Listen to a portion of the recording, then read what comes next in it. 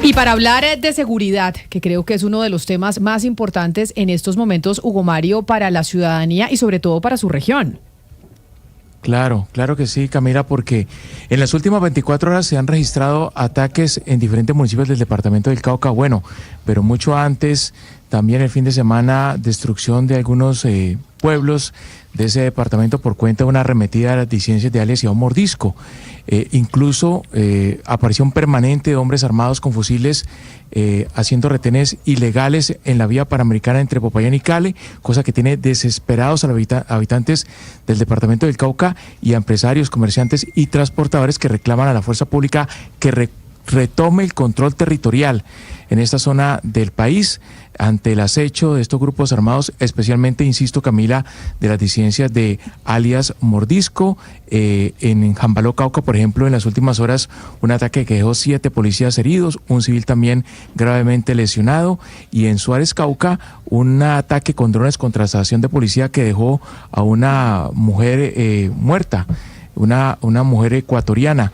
Murió en medio de este ataque con drones cargados con explosivos, además de un menor de edad herido, así que es bastante compleja la situación de orden público en el departamento del Cauca en vísperas de elecciones. Y Camila, hablando sobre los bombardeos y los menores de edad combatientes, pues en el Cauca, según reportes de Defensoría del Pueblo, en 2024 fue el departamento donde más se reclutó a menores de edad por grupos criminales. Acá tengo el dato de 325 menores reclutados por parte de estos grupos en este departamento. Pues precisamente por eso, además del video que usted nos traía de Iván Mordisco, de lo que menciona con miras a las elecciones, pues quiero saludar a Laura Bonilla, que es la subdirectora de Pares, quizá la organización en Colombia que más estudia el tema de la seguridad en el territorio colombiano. Subdirectora Bonilla, bienvenida. Gracias por estar con nosotros en Blue Radio.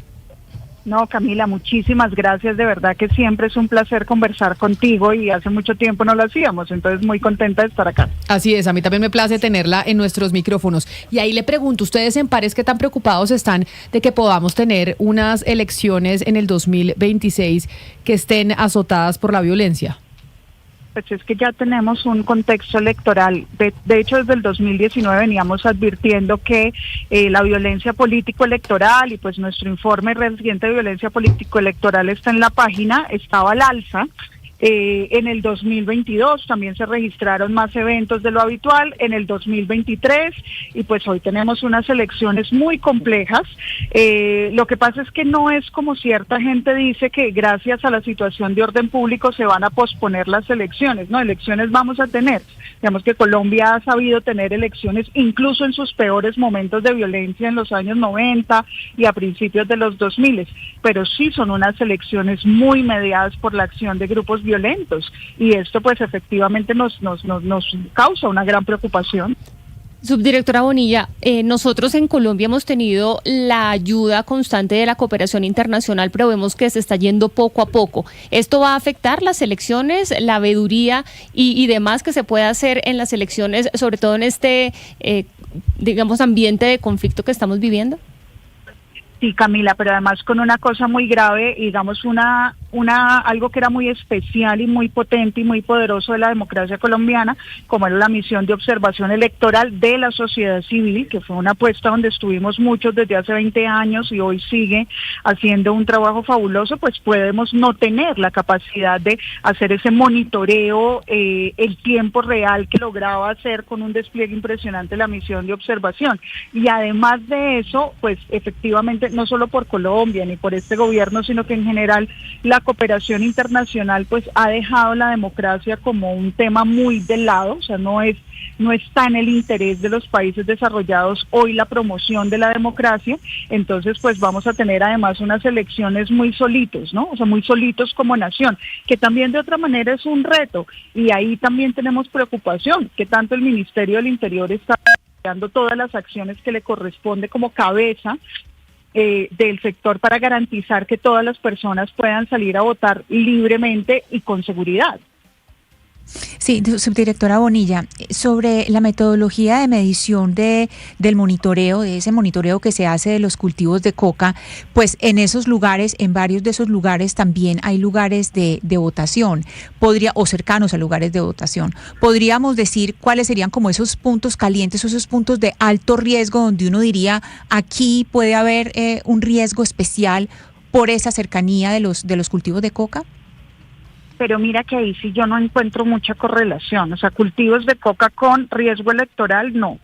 Digamos, yo dónde ubicaría o dónde nosotros hemos visto que hay un riesgo de violencia o de intervención armada, pues incluso en departamentos como Antioquia, que no tiene cultivos ilícitos, pero donde sí hay una intención de control territorial de un grupo armado específico que es el Ejército Gaitanista, con el cual incluso se tienen conversaciones. Ahí tenemos una gran preocupación. En el Cauca, pero no por los cultivos de coca, sino por las amenazas específicas al proceso electoral que está realizando Iván Mordisco, y también porque el Cauca, el Caquetá, el Guaviare, donde está la disidencia del EMC, son zonas en las que el grupo entró en confrontación con el Estado, y una manera, por ponerlo muy burdamente, como un mango bajito para confrontar al Estado, al gobierno, a la democracia, etcétera, es justamente atacar las elecciones. Es como una manera de mostrar fuerza de los grupos que además pues no les cuesta tanto. Es muy crudo decirlo así, pero es la verdad. Y otra de las zonas, o sea, cada grupo actúa según sus intereses y pues en este momento esos son como los lugares de principal preocupación. Arauca también preocupa un montón y en Arauca no hay cultivos de coca. Entonces, la correlación no es clara, pues son dos problemáticas distintas y ambas son problemáticas complejas, pero yo diría que la correlación y la preocupación más grande está en este momento donde las disidencias han dicho que van a atacar. A propósito de las disidencias y de Iván Mordisco, que usted lo acaba de mencionar, subdirectora Bonilla, me gustaría conocer su opinión sobre lo que ha sucedido con los bombardeos. ¿Ustedes cómo ven? ¿Realmente se está violando el derecho internacional humanitario con estos bombardeos donde han caído niños combatientes? ¿O qué debería hacer el Estado en este momento donde la violencia pues está exacerbada y donde estos grupos criminales toman cada vez más fuerza en el Cauca, en el Amazonas, en Guaviare? Claro, Camila, no, nosotros no estamos de acuerdo con los bombardeos, es una acción, o bueno, digamos no con los bombardeos en sí, pero con estos bombardeos específicos que nos tienen hoy llorando la muerte de 15 niños, niñas y adolescentes que fueron reclutados forzosamente, pues digamos que hay muchas contradicciones en la versión del ministro, hay unas versiones donde, digamos, ya prácticamente aceptó que era una acción ofensiva, que lo que no querían era darle más territorio, el derecho internacional humanitario pues se violó claramente. Digamos, no se actuó con atención a los protocolos, pero más allá de eso es una acción que militarmente no tuvo objetivos importantes, o sea, 34 disidentes de bajo y medio rango muertos que por primera vez reunían, digamos, había una serie de gente reunida en un campamento que no es lo habitual y no es lo común, pues eso no es un gran objetivo militar. O sea, se les volaron los mandos, no obtuvieron realmente una victoria contundente que dijera se aplica el principio de proporcionalidad y por el contrario lo que tenemos son un montón de niños, niñas y adolescentes muertos. Pero yo además tengo una cosa que tú sabes que a nosotros nos gusta mucho los números y la matemática. En el gobierno de Iván Duque, con todos los bombardeos y con plena acción de la fuerza, las disidencias de Iván Mordisco crecieron y crecieron prácticamente un 150% entre el 2018 y el 2022. En este gobierno han seguido creciendo. Los bombardeos no han mostrado ser una acción operativa eficaz contra estas disidencias, como sí lo puede ser acciones mucho más precisas, inteligencia, drones, tecnología, infiltración, o sea, hay un montón de operaciones militares y digamos, si la lógica es esa, que nos sirven mucho mejor contra estos grupos y no es lo que se está haciendo hoy en día, o sea, el problema es que estamos peleando la guerra en el Cauca, mira cuánto tiempo lleva militarizado y con qué malos resultados estamos peleando esa guerra como si estuviéramos peleando con las FARC, pero las disidencias de Mordisco no son las FARC, no viven en campamentos, no se uniforman, no tienen la misma estructura de mando. Entonces nos falta mucha inteligencia para saber realmente con quién estamos enfrentándonos. Y por eso se están ordenando el incremento de la ofensiva militar por parte del gobierno nacional, entre otras cosas.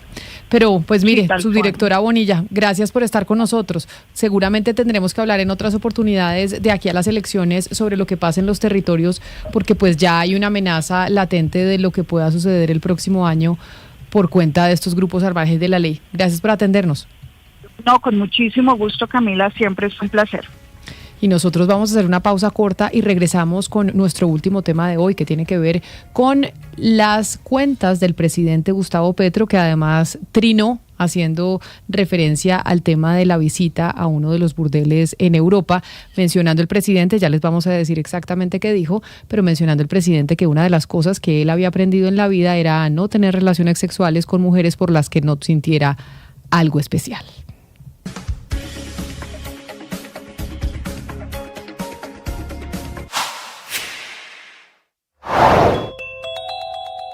A pesar del anuncio del gobierno de disminuir los aranceles de importación en el sector textil, en Mañanas Blue el presidente de la Cámara Colombiana de Confección, Guillermo Criado, aseguró que seguirán comprando insumos colombianos. Nosotros vamos a seguir comprando hilo colombiano, lo necesitamos. Es que cuando tú no tienes hilo colombiano para tener acceso preferencial al mercado americano, tienes que pagar un arancel entre un 25 y un 32%. Entonces, necesariamente necesitamos el hilo colombiano, que es muy bueno, déjeme decirle. Eso es de excelente calidad y en materia de sostenibilidad tiene un valor altísimo, porque estamos generando menos emisiones de CO2. Es kilómetro cero, esto es de alto valor para el mercado americano. El nearshoring está favoreciendo y la geopolítica están a favor del hilo colombiano. Es una fibra larga. O sea, nosotros necesitamos los hilanderos y les vamos a seguir comprando. Lo que pasa es que el otro 95% que compramos, que es importado, nos está dejando en desventaja contra las telas importadas, que déjeme decirle que ya estamos importando más telas que las que producimos en el país, y también tenemos las plataformas digitales impulsadas por el comercio electrónico como Temu, Shein y AliExpress, que no generan empleos, no pagan impuestos, no pagan nada, y eso nos están quedando con el mercado. No olvide suscribirse a nuestro canal de YouTube. En Blue le ponemos cara a la radio. El helicóptero del presidente Petro se quedó sin servicio técnico y tendrá que quedarse en tierra. Terminó siendo una paradoja porque anoche mismo, hablando en una locución por televisión, el presidente Petro se estaba quejando públicamente por los efectos de la desertificación y por la decisión de Estados Unidos en su contra y en contra de su familia. Esta empresa, Leonardo Helicopters, opera en varios países de América Latina, es un grupo industrial italiano que tiene plantas de fabricación en Italia, en Reino Unido, en Polonia, en Estados Unidos, y dice que necesita una autorización especial de la Oficina de Control de Activos del Departamento del Tesoro para seguir teniendo una relación comercial con el gobierno del presidente Petro. Hola, soy Rogelio Ramos y les voy a comentar qué está pasando en Venezuela. 2. El periodista español Daniel Basteiro de la agencia Bloomberg reveló los audios de la entrevista a la canciller colombiana Rosa Villavicencio, donde había asegurado que Colombia apoyaría un plan para una salida negociada de Nicolás Maduro que no conlleve la cárcel y una transición política en Venezuela.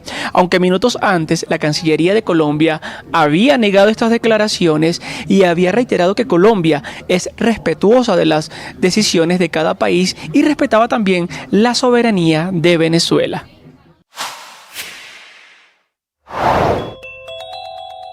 Teniendo en cuenta la escalada terrorista en el Cauca por parte de las disidencias de las FARC, ¿se ha reforzado la presencia de las fuerzas militares en esta zona del país?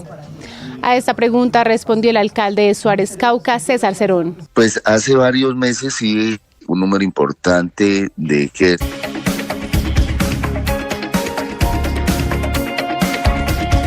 Ya voy. 12 del día, 51 minutos. Gracias por seguir conectados con nosotros aquí a la emisión central de Mañanas Blue.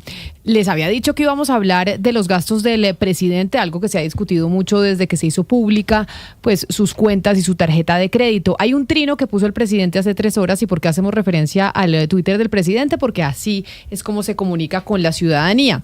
Y ojo, Ana Cristina, lo que dice el trino. Hay 2 cosas que he aprendido en la vida: a no acostarme con una mujer de la que no, voy a leerlo textual.